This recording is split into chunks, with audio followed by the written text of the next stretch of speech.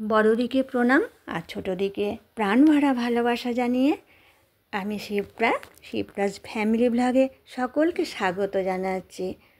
আজকে আমি একটা পুঁই শাকের রেসিপি বানাবো আর সেটা তোমাদের সাথে শেয়ার করছি। এটা এতটাই সুন্দর হবে যে এইভাবে যদি একবার বানাও সকলে বাড়ির আঙুল চেটে খাবে।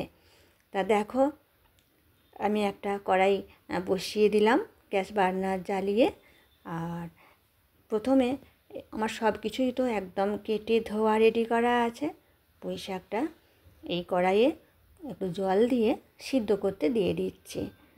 আর জল দিয়ে দিচ্ছি সামান্য পরিমাণ লবণ দিয়ে, আর ঢাকা দিয়ে দেব। কি বলো তো, একটু লবণ দিয়ে সেদ্ধ করতে দিলে না সিদ্ধটা তাড়াতাড়ি হয়েও যায় আর ভালো সিদ্ধও হয়।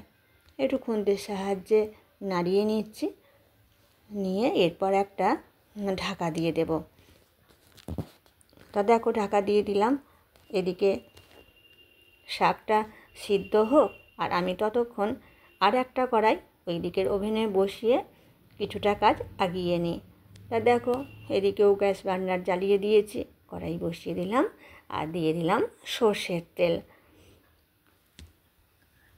তেলটা গরম হওয়া পর্যন্ত একটু অপেক্ষা করতে হবে।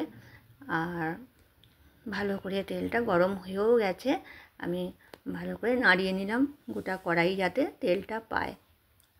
এরপর গরম তেলের মধ্যে দিয়ে দিচ্ছি বিউলির ডাল।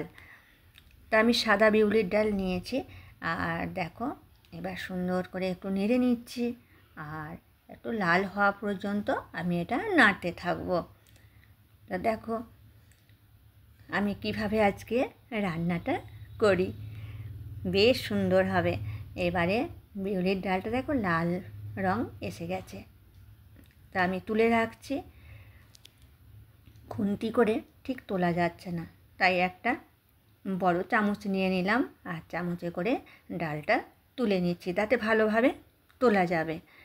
তা দেখো সবটাই আমার তোলা হয়ে গেছে। আর এখন কড়াইয়ে আরও একটু তেল দিয়ে দিলাম। আর রান্নাটা আমি সর্ষের তেলেই করব। এরপর কড়াইয়ের মধ্যে দিয়ে দিচ্ছি শুকনো লঙ্কা আর 5 ফোড়ন দিয়ে ভালো করে নাড়িয়ে নিচ্ছি। দেখো বেশ একটা সুন্দর স্মেল আসছে। লঙ্কা, শুকনো লঙ্কা আর 5 ফোড়ন ভাজার যে সুন্দর একটা মিষ্টি স্মেল আসছে, সেই সময় দিয়ে দিচ্ছি আমার কেটে রাখা আলু। আর আলুগুলো আমি এরকম ডুমো ডুমো করে কেটেছি।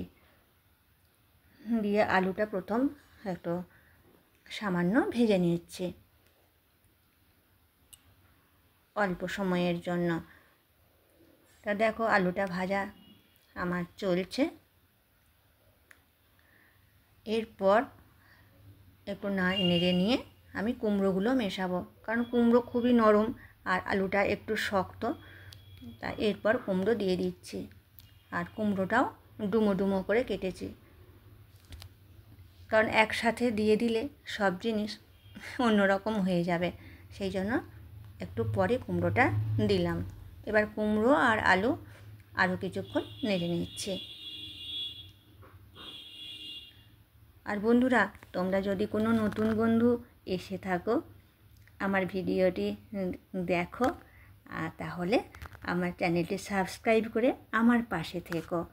এবার দিয়ে দিচ্ছি কেটে রাখা ঝিঙে। একটু কারেন্টটা চলে গেল, যার জন্য অন্ধকার হয়ে গেল। যাক, কারেন্টটা খুব অল্প টাইমেই এসে গেছে, নাহলে অন্ধকার হলে ভালো লাগে না গো, দেখতে পাওয়া যায় না ভালোভাবে। তা এখন ঝিঙে, আলু, কুমড়ো সব একসঙ্গে নেড়ে নিচ্ছি। স্টেপ বাই স্টেপ জিনিসগুলো আমি কড়াইয়ের মধ্যে এক এক করে দিয়ে দিলাম। আর ঝিঙেটা খুব আগে দিলে কি হয়, ঝিঙে থেকে খুব জল কাটে, তাই এখন দিলাম। এরপর 3টে জিনিসই খুব সুন্দর করে নেড়ে নিচ্ছি। এবার কিছু মশলা অ্যাড করছি। দিয়ে দিচ্ছি হলুদের গুঁড়ো, দিয়ে দিচ্ছি জিরের গুঁড়ো, ধনের গুঁড়ো, দিচ্ছি পরিমাণ মতো লবণ। লবণটা দেখে দিতে হবে, কারণ শাকটা যখন আমি সেদ্ধ করতে দিই তখন একটু দিয়েছিলাম, সেই বুঝে এখন লবণ দিতে হবে। তো এবার ভালো করে মশলা দিয়ে কষিয়ে সামান্য একটু জল দিলাম, কারণ গুঁড়ো মশলা তো একটু জল না দিলে ঠিক মিক্স হচ্ছে না, তাই একটু গুঁড়ো মশলার জন্য জল দিয়ে দিলাম। দিয়ে ভালো করে মিক্সড হয়ে গেল। এবার নেড়ে নিচ্ছি, আর একটু ভালো করে কষালে তরকারিটা টেস্ট ভালো হয়। দেখো খুব সুন্দর করে সব কিছু কষিয়ে নিচ্ছি। আর ওই দিকে তো আমার পুঁই শাক সিদ্ধ হচ্ছে। বাহ, খুব সুন্দর সেন্ট উঠেছে। আর দেখাচ্ছি এদিকে পুঁই শাকটাও দেখো সিদ্ধ প্রায় হয়ে এসছে।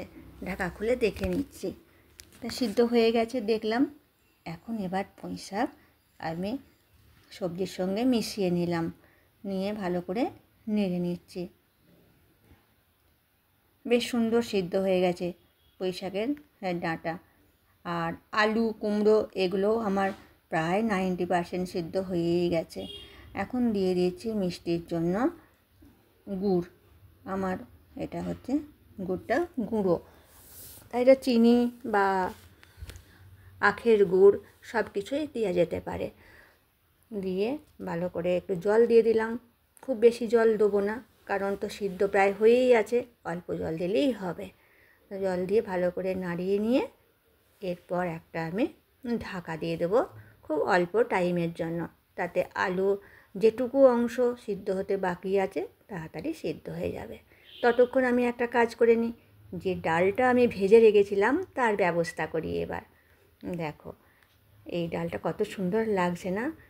ডালটা আমি এবার বেটে নিচ্ছি শিলপাটায়, মানে গুঁড়িয়ে নেব, জল দিয়ে বাটবো না।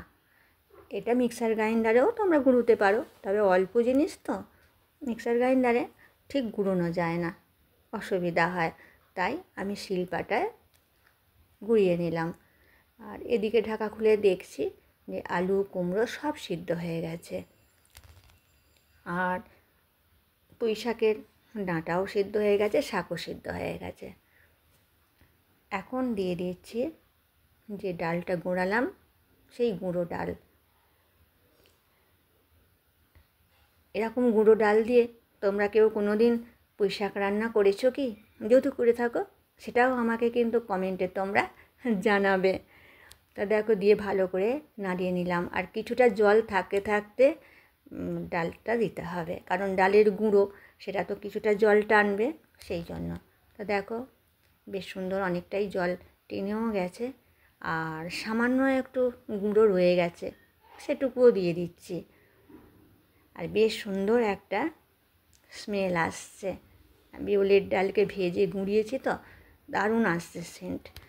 তা এবার ভালো করে একটু নাড়িয়ে নিলাম। দেখো বন্ধুরা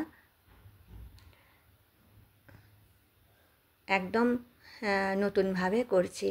তা এইভাবে তোমরা যদি কোনো দিন করে না থাকো তাহলে একবার এরকম বিউলির ডালকে ভেজে গুঁড়িয়ে রান্নাটা করে দেখো, খুব সুন্দর টেস্ট হবে।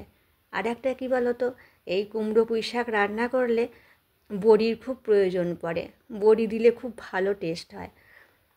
হঠাৎ হয়তো বাড়িতে বড়ি শেষ হয়ে গেছে, বড়ি নেই, অথচ কুমড়ো পুঁই শাক রান্না হবে, তা সেই সময় যদি এরকম বিউলির ডালকে ভেজে আর গুঁড়িয়ে আমি যেভাবে রান্নাটা করছি এইভাবে তৈরি করো, দেখবে বড়ির অভাব তোমরা বুঝতে পারবে না। বেশ সুন্দর একটা বড়ির সেন্ট আসবে। বড়ি নেই এটা মনেই হবে না। আমার রান্নাটা হয়ে গেল, এবার আমি সার্ভ করে দেখিয়ে দিচ্ছি কতটা সুন্দর হয়েছে। আর তোমাদেরকে আমি বলছি একবার হলো আমার মতন করে বানিয়ে দেখতে পারো, ভালো লাগবে। আর এটা ভাত বা রুটি পরোটার সাথেও ভালো লাগবে খেতে। ভাতের সাথে তো ভালো লাগবেই, আমরা বাঙালি তো ভাত পছন্দ করে, আর রুটি পরোটাও খাওয়া যাবে। তা দেখো কত সুন্দর হয়েছে। আর কেমন লাগলো আমার এই রান্না তোমরা আমাকে একটা সুন্দর ছোট্ট কমেন্ট করে জানিও। আর যদি ভালো লেগে থাকে আমার চ্যানেলটি সাবস্ক্রাইব করে পাশে থেকো। আজকের মতো আসি, টাটা।